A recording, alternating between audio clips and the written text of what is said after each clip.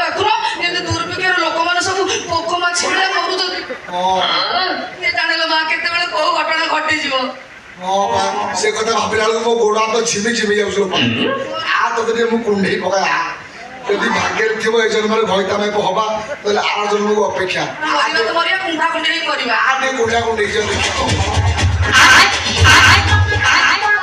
ମେଣ୍ଢାକୁ ଜଣା ତେଲ ପୁରା ଧାପୁଡ଼ିକି ଧରିଛି ଆଉ ଏତେ ଜୋରେ କୁଣ୍ଡା କୁଣ୍ଡି ହେଇଛି ପବନ ଯିବାକୁ ବାଟ ରଖିନା। ଅଣ୍ଡିରା ବିଲଟା କିଏ କିଲୋ ପାଆନ୍ତି ବାପା ଅନ୍ଧାର ଏଠି ସବୁ କଣ ଚାଲିଛି କି ଦୁଗ୍ଧ ଉତ୍ପାଦନ କୌଶଳୀ ମୁଁ ପାହାତିକି ଶିଖଉଥିଲି।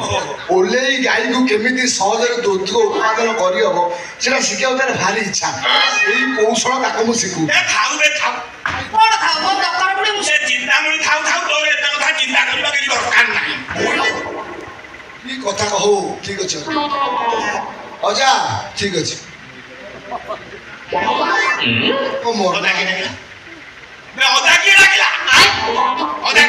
ମୁଁ ଡାକିଲି ତୁ ଶଳା କାହିଁ ଡାକିଲୁ? ମୁଁ ଶଳା ଡାକିଲି ମୁଁ ତ ମା ଘରିତାର ଶଶୁର ନା ତ ବୋବା ମାଇଙ୍କର ବୋବାରେ ମତେ ଅଦା ବୋଲି ଡାକିଲୁ।